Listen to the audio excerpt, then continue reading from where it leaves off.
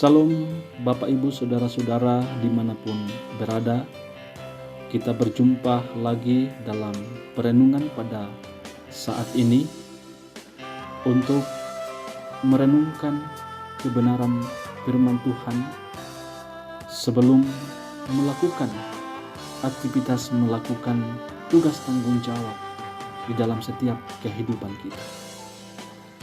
Bapak Ibu Saudara-saudara, firman Tuhan yang akan kita baca dan renungkan terdapat di dalam kitab Kejadian pasal 14 ayat 17 sampai ayatnya yang ke-24. Firman Tuhan, pertemuan Abram dengan Melkisedek.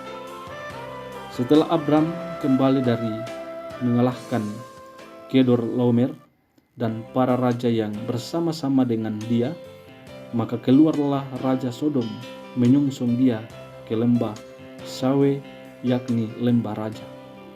Melkisedek, Raja Salem, membawa roti dan anggur. Ia seorang imam Allah yang maha tinggi.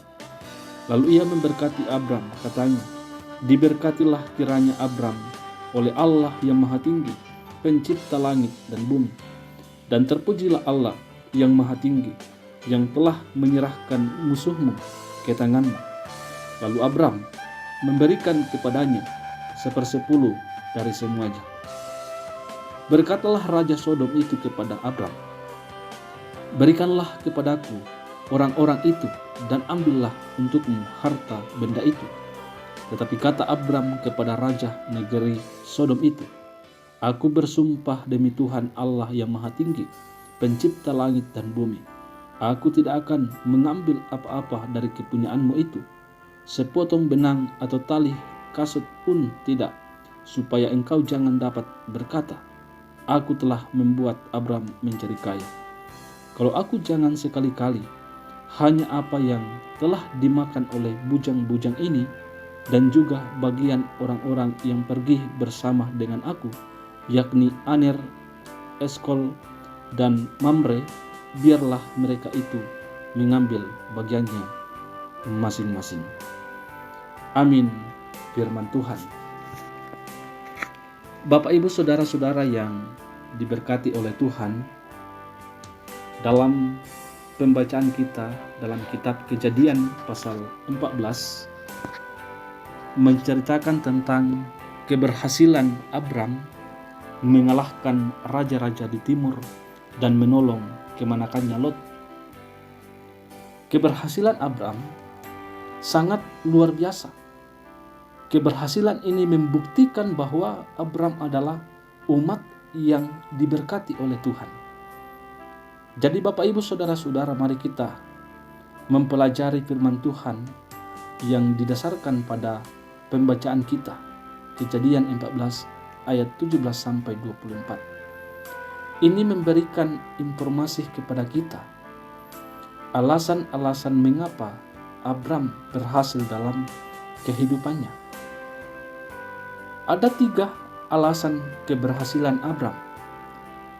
Alasan yang pertama, keberhasilan Abram adalah karena Abram setia mengembalikan persembahan persepuluhan. Kita lihat di ayat yang ke-17 sampai ayatnya yang ke-20.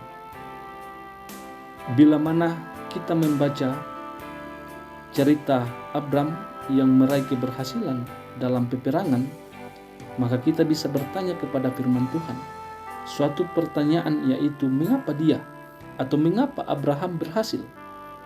Jawabannya adalah berdasarkan teks firman Tuhan ini, yaitu Abram berhasil karena ia setia mengembalikan milik Tuhan, yaitu persembahan persepuluhan.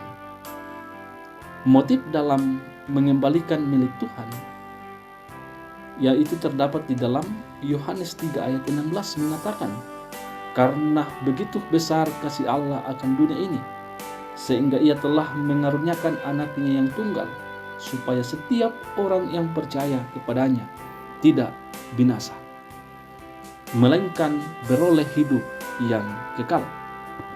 Disinilah terletak sifat yang agung dari Yesus Kristus, yaitu pengorbanan. Seseorang yang percaya dan menerima Yesus Kristus sebagai juru selamatnya dan mengasihi Dia harus pula menyatakan sifat-sifat pengorbanan di dalam kehidupannya. Yesus mengatakan bahwa kasih itu adalah menggenapi hukum. Ketika seorang pemuda datang kepada Yesus dengan pertanyaan apa yang harus diperbuatnya untuk mewarisi hidup kekal, Yesus telah menguji kasih orang muda itu dengan menyatakan kepadanya agar ia menjual harta bendanya dan memberikan kepada orang-orang miskin. Mengembalikan persembahan persepuluhan milik Tuhan, Tuhan akan memberkati sumber-sumber penghasilan kita. Nah, Bapak Ibu Saudara, agama Yesus Kristus bukanlah mengajarkan mencintai diri sendiri, melainkan sesuai dengan maksud ilahi. Mereka bekerja sama dengan Allah membangun satu kerajaan perdamaian dan kebenaran yang memberikan kepuasan rohani dan keselamatan bagi orang lain juga. Kita banyak bergumul dengan kebutuhan hidup dunia ini. Supaya kita berhasil, mari kita masing-masing setia mengembalikan 1/10 dari setiap berkat yang Tuhan berikan kepada kita. Kenapa Abram berhasil?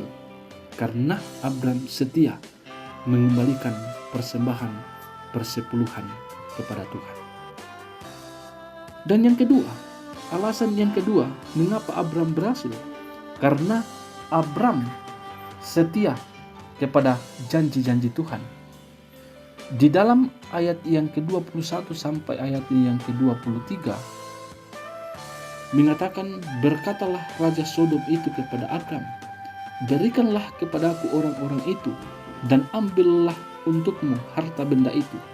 Tetapi kata Abram kepada Raja negeri Sodom, aku bersumpah demi Tuhan, Allah yang maha tinggi, pencipta langit dan bumi, aku tidak akan mengambil apa-apa dari kepunyaanmu itu, sepotong benang atau tali kasut pun tidak, supaya engkau jangan dapat berkata, aku telah membuat Abraham menjadi kaya. Nah, Bapak Ibu Saudara, Daniel juga menunjukkan kesetiaan kepada janji Tuhan seperti Abram. Daniel adalah seorang hamba yang maha tinggi, yang sangat tekun. Kehidupannya yang panjang dipenuhi dengan banyak perbuatan pelayanan yang mulia bagi Tuhannya. Kesucian tabiatnya dan kesetiaannya yang tidak goyah diimbangi hanya oleh karena kerendahan hatinya dan penyesalannya di hadapan Tuhan. Kita ulangi, kehidupan Daniel merupakan suatu gambaran yang diilhamkan tentang penyucian sejati. Nah, janji Tuhan dapat memberikan kepada umatnya keberhasilan. Manusia tidak dapat memberikan kepada kita keberhasilan. Janji Tuhan yang membuat kita berhasil, seperti kata-kata Abram, aku tidak akan mengambil apa-apa dari kepunyaanmu itu, sepotong benang atau tali kasut pun tidak, supaya engkau jangan berkata, aku telah membuat Abram menjadi kaya. Jadi keberhasilan untuk menjadi kaya bukan karena kekuatan manusia, tapi karena kekuatan dari janji Tuhan. Seperti yang dituliskan dalam firman Tuhan, Ulangan 8 ayat 17-8 mengatakan, maka janganlah kau katakan dalam hatimu, kekuasaanku dan kekuatan tangankulah yang membuat aku memperoleh kekayaan ini. Tetapi haruslah engkau ingat kepada Tuhan Allahmu, sebab dialah yang memberikan kepadamu kekuatan untuk memperoleh kekayaan, dengan maksud meneguhkan perjanjian yang diikrarkannya dengan sumpah kepada nenek moyangmu seperti sekarang ini. Jadi jelaslah bahwa janji Tuhan yang membuat kita menjadi berhasil.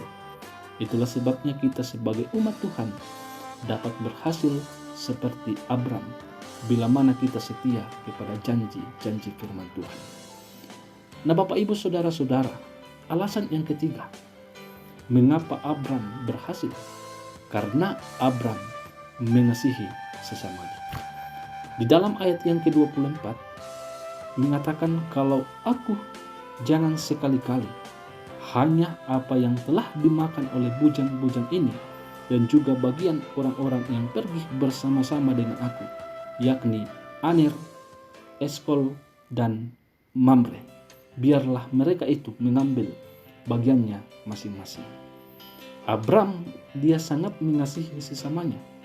Dia meminta supaya diberikan untuk kepentingan orang lain dan bukan kepentingan dirinya sendiri.